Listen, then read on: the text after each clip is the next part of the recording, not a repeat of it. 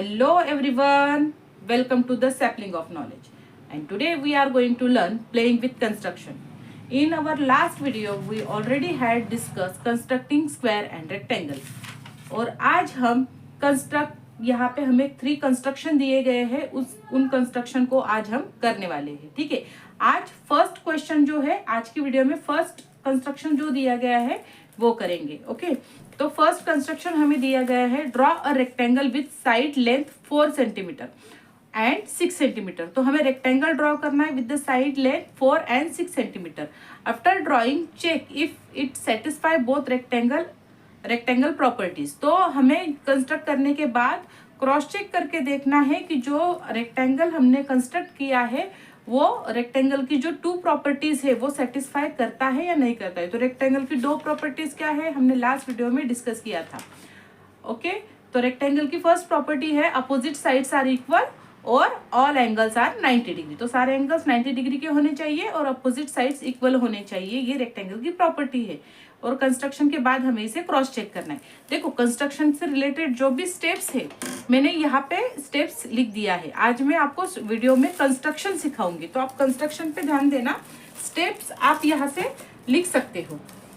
ठीक है, तो स्टेप नंबर फर्स्ट है, draw a line segment BC 6 centimetre. तो हमें क्या करना है, एक लाइन सेगमेंट ड्रॉ करना है 6 सेंटीमीटर का.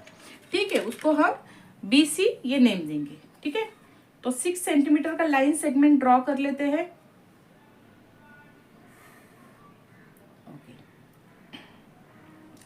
लाइन सेगमेंट 6 सेंटीमीटर का हमने ड्रॉ कर लिया है. सेकेंड स्टेप देखते हैं, at B and C point draw perpendicular with the help of protractor. Protractor की हेल्प से हमें क्या करना है, जो B and C पॉइंट है ना वहां पे हमें परपेंडिकुलर ड्रॉ कर लेना है.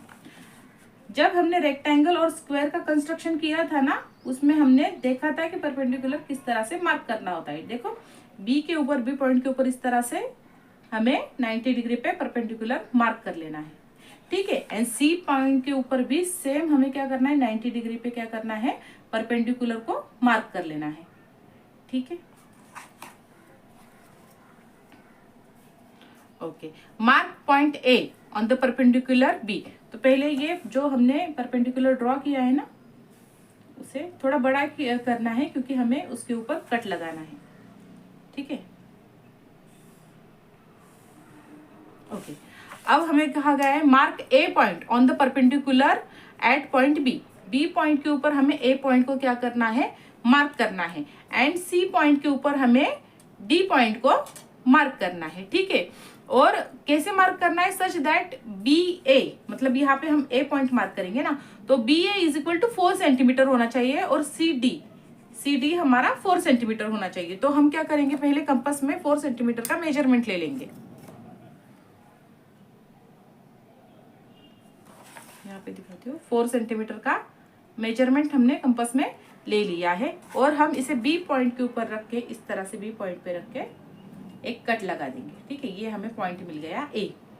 C पे रख के फिर से एक कट लगाएंगे, ये मिल गया पॉइंट D. अब AD को हमें क्या करना है, ज्वाइन करना है.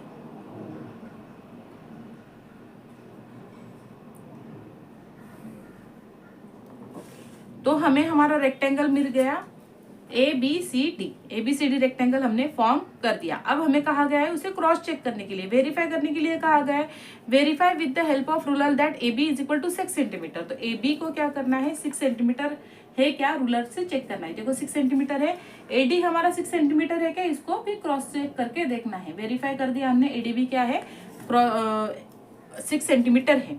और उसके बाद हमें वेरीफाई करना है एंगल AD. ये दोनों जो बने हैं ना एंगल, क्योंकि ये तो हमने 90 डिग्री का मार्क किया था, एंगल A और D 90 डिग्री के एक्यूरेट है क्या, ये हमें मार्क करके देखना है.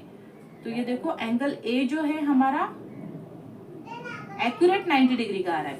एंगल D को भी क्रॉस चेक करके देखना है. एंगल D को भी हमने क्रॉस चेक करके देख लिया. तो हमने ये वेरीफाई कर दिया. ओके, तो आज की वीडियो यहीं पे स्टॉप करते हैं. नेक्स्ट वीडियो में हम क्वेश्चन नंबर 2 देखेंगे. ठीक है, अगर आपको वीडियो अच्छी लगी तो लाइक, शेयर और सब्सक्राइब कर देना.